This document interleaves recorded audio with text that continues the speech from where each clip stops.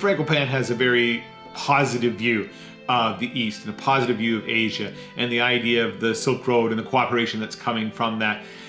If you read his first book, you'll see like he has a wonderful sort of lifetime fascination with the East, right? That started sort of in his early childhood and has gone through his whole life. And that's important to remember. He's a very much what we would say sort of apologetic perspective of Asia. And that's good. I mean, it gives us a rich insight. Reading someone who was not positive would probably be very superficial. It wouldn't have the deep knowledge, and that's important. I just read a critique of the book by someone with a much more negative outview of China and the role of China, and was quite critical of his book. So it's important to hear those sort of opposite sides of it. But at the same time, I don't think Frankopan is sort of overly optimistic in a sense. I think he recognizes the incredible challenges that face China in its desire to create this Belt and Road or the new Silk Road initiative. And he talks quite a bit about them in the book and the troubles that it's creating, and in fact the failures by China, some sort of anecdotal failures of China in some areas, and that's really important. You certainly wouldn't want a too sort of rosy of a picture painted in an area that's not really as rosy as it could be. I think Frankopan has this idea, and I think he says it several times, that this is still very much in its infancy, right? And there's still an incredible amount of development that needs to be done. And so he does bring up the tensions. There are real tensions in this area. He mentions that particularly India. Now, India is an economy and a population of massive size, very, very close to China, and Indian and Chinese interests are going to collide over the next several decades, many, many times. And I think the one quote from sort of the Staff General of the Indian Army was that India needs to be able to fight 2.5 wars at one time, right? It may need to fight a war with China on one front and Pakistan on another front, and its own civil unrest amongst communities in regions in India who are not from sort of the majority population. And so these are real issues, right? And that could be real tension. China's a nuclear power, and India's a nuclear power, and Pakistan's a nuclear power. So we have these sort of nuclear powers and these massive armies sort of all together. So there are flashpoints that could bring sort of all of this down to nothing, to rubble, right?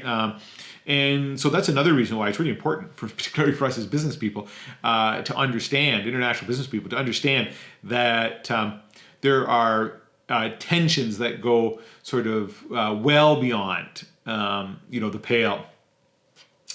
And the region is really important, right? 70% of the world's fossil fuels are east of Istanbul, right? In the Caspian Sea and the Middle East and Russia and Central Asia, right? So 70% of natural resources are concentrated in this area. If we may all have different opinions of the environmental effects or other efficacy of developing Canadian oil, but to think that if we don't, then most of the oil that's left for consumption for our world will be coming from this area. And are we prepared to accept that? And if we are, we better figure out how we create these relationships so that we can continue to get a good supply of oil if we're not going to take seriously the development of our own oil. And so even that is important, right? To understand Canadian energy in the context of world politics. When we start to think of the Asias all together as one group. We've never thought of that before, right? We've thought that we could just divide them up and play them against each other. But if China takes this leadership role, the Asias together can become one hub or one sort of region that, from an energy perspective, that creates some energy risk for the West. 90% of clean technologies are also dependent upon the East, right? Some of the rare earths or cobalt, certainly, but even the development. I don't think that was his point in the book. The point in this book was the resources for renewable and clean technologies, but also the development of clean technologies and China's role and Japan's role and Korea's role in the development of these clean technologies is quite significant. 65% of the world's wheat and 85% of the world's rice is grown in this region, right? So these are all sort of the most important resources, and they're in this one region. If we start to think of Asia as a region, they're in this region. And so there's two parts of this. There's tensions between Asia and the rest of the world, or between the Western world. And there's the tensions within Asia and even the competition for the selling of these resources or the dominance over these resources, right? And it's perhaps in China's interest to exercise more influence and control over all of these resources. And it may be people in the Middle East, it may be maybe in their interest to not allow China to have too much control. So we'll see how these tensions play out. So to say, rather than dividing the book by chapters, I thought, themes is a good way of looking at.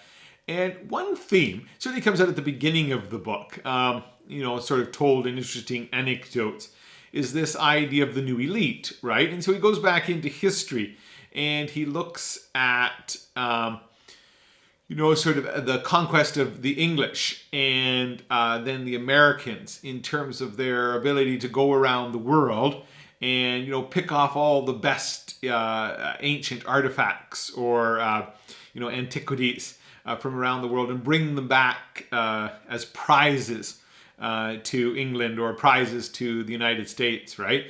And that's a really important image. The image there is really, really important of this kind of sort of colonialism by luxury, right? So that the art and the history and all the artifacts of an area, that people with wealth can come in and buy them up and take them away and take control of that, right? And so that's, I think, why he brings it up. He wants to paint this picture. I think that's the idea of this theme that sort of comes out in the beginning of the book. If you're sort of wondering why, what's the purpose of talking about, these, I don't know if anyone saw that movie, the Crazy Rich Asians, right? I mean, so what's this point of these crazy rich Asians going around the world and buying up all of this stuff, right? And living in this, sort of extreme luxury. Well, I think his point there is that, and the serious point, right? That that's been happening for a very, very long time. Interestingly enough, if we go back to the 18th and 19th century, the English were going through the Silk Roads, right? And rediscovering the Silk Roads and finding amazing, either Buddhist or other antiquities along the Silk Road and bringing them back to the to the National Art Gallery and museums in England or throughout Europe, right? And all these prized Egyptian possessions and all of those kinds of things. And it was thought to be, very nice. It's better that we have them because we can take care of them. That sort of absolute colonial perspective, right?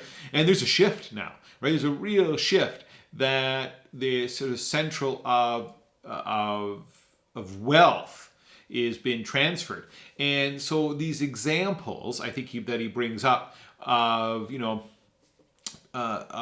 extraordinarily wealthy people from Asia entering into Europe to buy football clubs. I mean, football clubs are a really interesting one because it's incredibly cultural, right, in Europe. And it's so connected to the people, right? That's the people's sport is football, is soccer, right? And these large clubs are being bought up by wealthy foreigners. I mean, these are foreigners buying up our clubs and they're taking them as prizes. And I think that's the picture he wants to paint here for us to realize that that's in so many different interesting ways, a manifestation of what happens when this sort of shift in power and wealth into Asia, and we're getting a kind of taste of our own medicine, if you will, and I think that's important. I think it's a really interesting theme. Even in terms of tourism, right?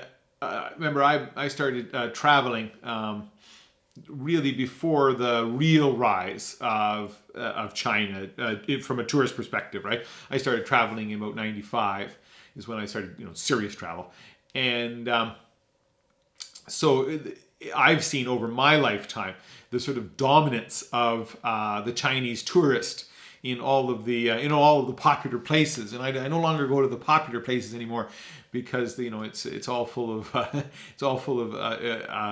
of just an incredible number of tourists from China particularly, and so it's hard to enjoy things, and I think that's really interesting. Because it's one more manifestation, and it's a sign that China has the economic power to do that.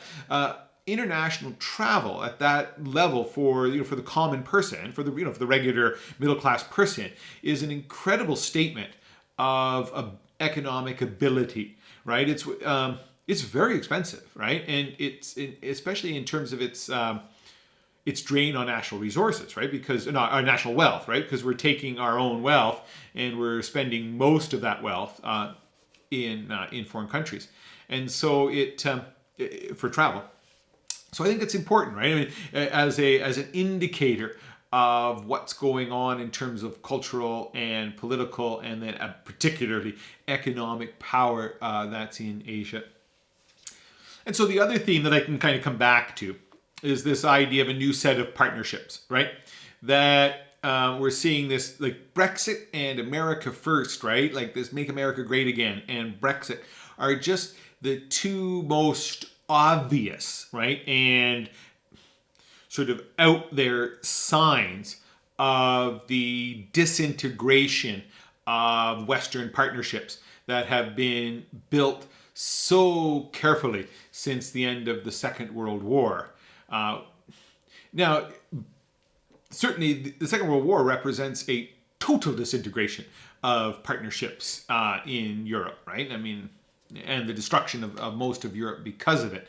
And since then, the last 70 years have been about that not happening again, right? And, if we create these partnerships and we work together as a global community, we can all have wealth and prosperity.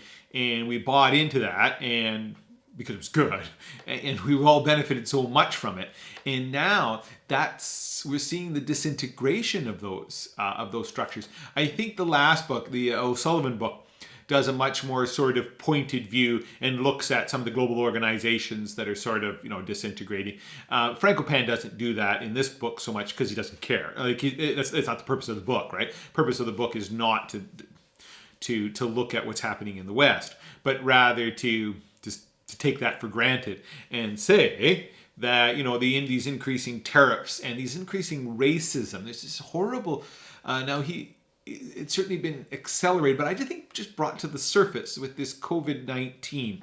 I'm really quite worried myself at this sort of increasing anti-Asia racism, and then an acceleration of other forms of racism that may come from this COVID-19. So we're seeing that on the rise. We're seeing we're going to see much more sort of closure and insularness of borders, I imagine. Even in our own country, Canada, right? I worry that we may become quite a bit more insular than we have been. I hope not, but I worry. I'm almost certain the Americans will use this as both a reason and an excuse to tighten their borders further, right? And so it's all of this, it's just more of this idea of isolation in the West.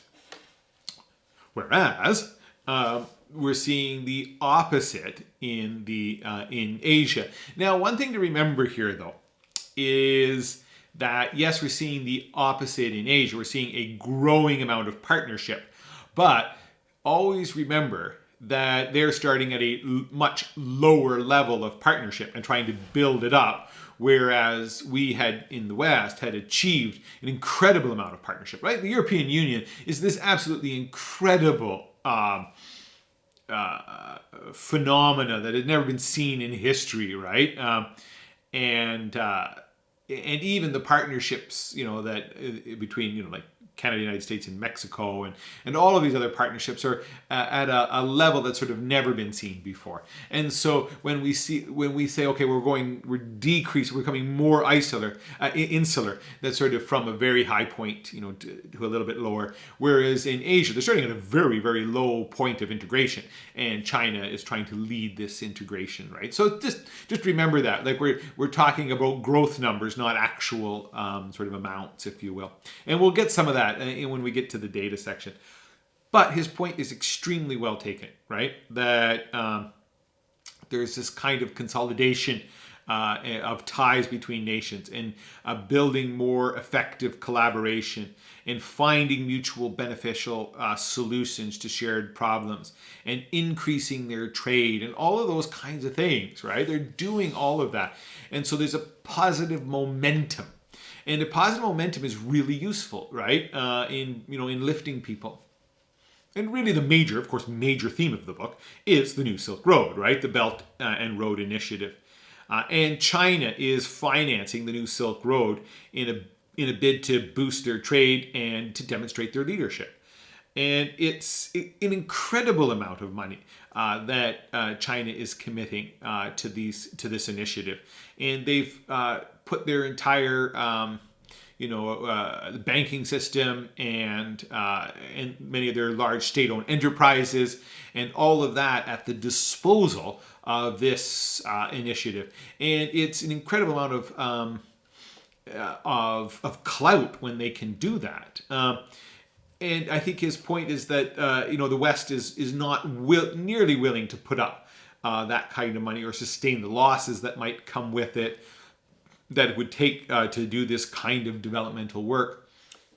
So when we think about who's involved in this Belt and Road Initiative, it's Southeast Asia and South Asia, the Middle East, Eastern Europe, and beyond, right? The Caribbean and Africa.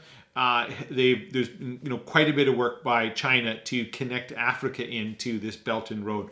So, by one estimation, I think it's in the book, 4.4 billion people are within this sphere of possibility for the Belt and Road Initiative, meaning, much better than half the world's population. And so it's important, right? And as I say, whatever manifestation we are at now, it's not going away. It's not going away in terms of what it will become, right? And the Belt and Road words may go, and that may change. But the New Silk Road is a real phenomenon. And I think another theme in the book that's important to Frankopan is the idea that this goes well beyond trade, right? China's goal is to usher in a new sort of international affairs, right? A new approach. And really one built on this more sort of Asian idea of cooperation, right? Partnerships and dialogue over confrontation. Friendships rather than simple transactions. And for anyone who's lived a substantive amount of time in Asia, this is not just rhetoric. This is the sort of a more Asian way of doing life, right? Based on partnerships and dialogue, and taking the time that it takes to develop the trust and the friendships through dialogue and working together over a long period of time. That's really the Asian way, whereas the Western way is at a very sort of transactional level. If you just think, like, just in business sense, it's not impossible to do business with an American firm and, to have the contract go sour, and then the lawyers to be called in, and then some people to get sued, and for that lawsuit to get, finished up, and then say, okay, well, the lawsuit's finished up. let's repair the relationship and let's keep going, because there is more business we can do now that we've cleaned that up, right? It's a very transactional perspective. It'll never work in Asia that way, right? If you sue your Asian partners, then that means business is over forever. That's not how they work, right? They work in terms of dialogue and friendship and working towards goals. They take a sort of long-term perspective. And that's really, in business, sort of an on-the-side business perspective in Asia, is that your Asian partners will have a long memory, both a long good memory and a long bad memory. So they're actually more easily to forgive small bad things from their longtime partners and friends. Well, he acted out of character, and so I will admonish him this time and move on, kind of way, right? But if you totally break a relationship, then it's sort of done, right? And this is a much more sort of Asian perspective. You can't just go to war and then expect after the war to be friends again, right? And that's very much been a European a way of doing business, of doing life, of doing politics. Look at countries will go to war, and at the end of the war, they sort of figure out how do we move on now that the war is over? How do we become friends again? And that's not necessarily the way Asians and the history of Asia operates. And it's a much more sort of personal notion of trust and belonging. And I think China wants to usher that in. And that's a very sort of positive thing, potentially anyways. And so we have to sort of be aware of that. And that's the Belt and Road Initiative, the new Silk Roads, brings the idea of that is to bring more of this sort of Asian way of doing business and politics and economics into the world. So with that is a sort of emphasis on harmony and friendship and non-confrontational politics. And certainly, China feels it can step into a vacuum now, right? With the retreat of the U.S., maybe not entirely militarily, but partially militarily, but certainly a political retreat by the United States, and a much more introspective and reduced capacity from Great Britain, and distractions in Europe. And I think this whole COVID-19 just adds another sort of whole layer to it. Of how distracted the West is going to be. And so China, the idea, and I think Frankopan makes this really quite clear, that China wants to step into this vacuum and fill it, right, with a Chinese way. And in so doing, I think China's hope is that they demonstrate their leadership, right? I mean, that's their desire, is to get people around the world to say, oh, well, look at China. The way they do things is really, it's really much better than the way, the Europeans have done things in the past.